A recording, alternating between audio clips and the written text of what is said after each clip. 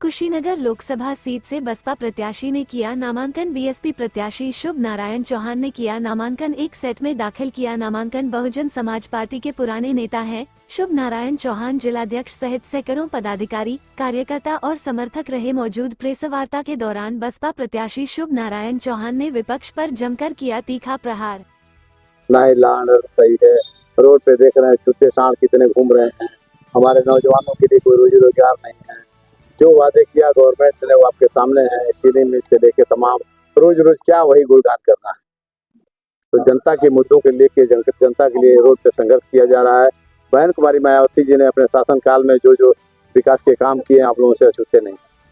और अगर पुनः बहन कुमारी मायावती जी को देश का प्रधानमंत्री बनने का अवसर मिलता है तो सर्वजन हिताय सर्वजन सुखाय के आधार पे हमारी पार्टी काम करती है और उसी रीति नीति के अनुसार हम लोग काम करेंगे और जनता के हितों की रक्षा करेंगे। क्या लगता है ये चुनाव बसपा के अस्तित्व की लड़ाई? देखिए, बसपा के अस्तित्व की लड़ाई नहीं है ये तो सरकार। बसपा तो वैसे भी आपके प्रदेश में 80 में से लगभग 60 सीटें जीतने जा रही है। आप लोगों से ज्यादा एनालिसिस करने का दूसरे किसी पास अब अवसर नहीं मिलता है। आप देख रहे हैं कि जनता कितनी त्रस्त है।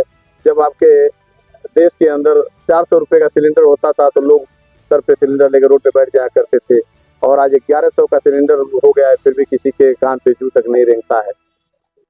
अगर आप निर्वाचित होते हैं तो क्या करेंगे? हम निर्वाचित होते सबसे पहला काम करेंगे जो कुशीनगर जनपद के अंदर आज तक जनपद कुशीनगर में हमारे जो नौजवान बेरोजगार जो साथी हैं जो पलायन करके और बाहर कमाने के लिए जाते हैं और फ्लाइट उनको जाके दिल्ली और बम्बई से पकड़नी पड़ती है। बहन कुमारी मायावती जी ने अपने शासनकाल में जो इंटरनेशनल एयरपोर्ट का निर्माण किया था तो हमारी प्राथमिकता होगी कि सरकार से लड़के अपनी आवाज बुलंद करके अगर बहन जी की सरकार बनती है तब तो वैसे भी चालू हो जाएगी। लेकिन यदि बहन जी की सरकार नहीं भी बनती है तो हम संघर्ष करके और जो सरकार होगी उस पर अपने मुद्दे उठा के जनता के मुद्दे उठा के उस एयरपोर्ट को चालू कराने का प्रयास करेंगे।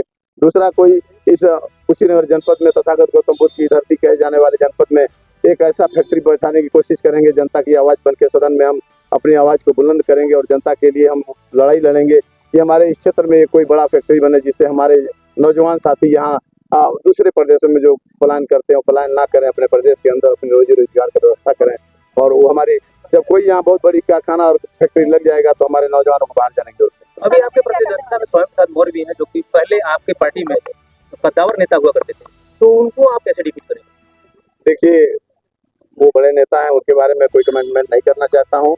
और हमारे पार्टी में जब वो थे तो आप सबको मालूम है उनका मान सम्मान कहाँ था और आज कहाँ है, ये हमको बताने की जरूरत नहीं। बड़े नेता हैं, उन पर मैं कोई कमेंट नहीं करना चाहता हूँ।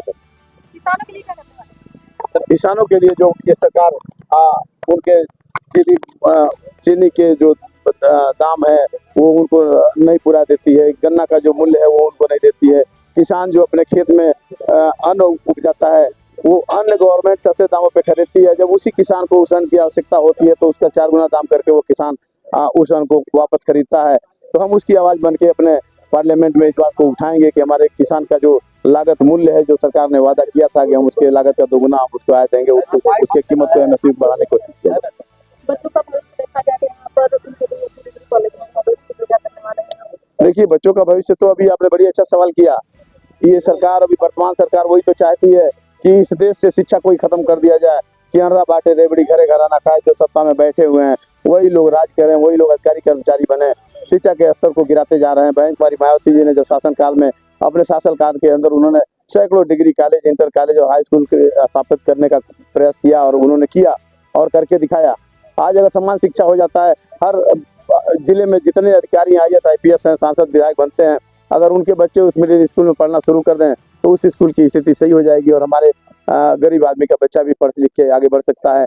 ये सरकार कहती है कि डिजिटल इंडिया बनाएंगे। डिजिटल इंडिया बनेगा कहाँ से? जब उस बच्चे को इंटर तक कर लेता है, उसको अंग्रेजी का एक ABCD नहीं आता है तो डिजिटल इंडिया का मतलब क्या होता है? वो तो उन्हीं लोगों के लिए जिनके बच्चे ऑक्सफोर्ड यूनिवर्सिटी और कॉन्वेंट स्कूल में पढ़ते हैं। बाकी उस गरीब को उस डिजिटल के बात करने से क्या उसके ऊपर फर्क पड़ता है? अगर मैं सांसद बनता हूँ और मुझे यहाँ सेवा करने का अवसर मिलता है तो हम समान शिक्षा करने का प्रयास करेंगे। अपने इस आवाज को पार्लियामेंट में बुलंद करेंगे और सब शिक्षा अभियान चला के सबका एक समान शिक्षा देने का प्रयास करेंगे। बहन जी, महिलाओं की बात करते हैं, महिलाओं के लिए क्या खास होने वाला?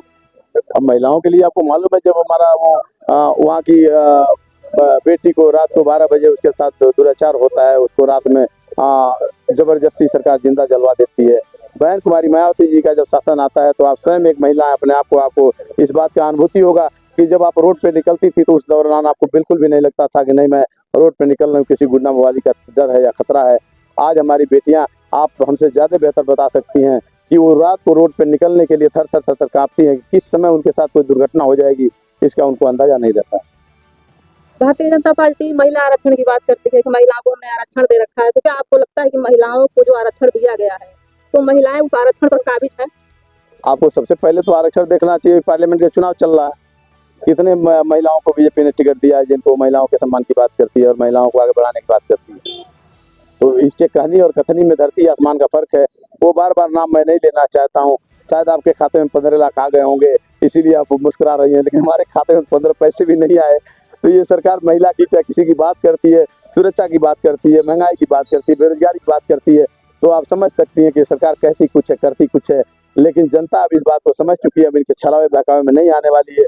इस कुशीनगर की जनता क्या बोलती है आप, हमको मालूम है कि सरकार के दबाव में आप बोल नहीं सकती हैं, लेकिन आपका दिल जब रात को सोती होंगी तो कह रहा होगा कि नहीं इस बार तो इसको हटा ही देंगे और बहन जी की सरकार लाएंगे, बहन जी का हम अपना एक यहाँ सांसद बनाएंगे और निर्भीक होकर सड़कों पर चलेंगे, हमें रात को कोई डर नहीं होगा।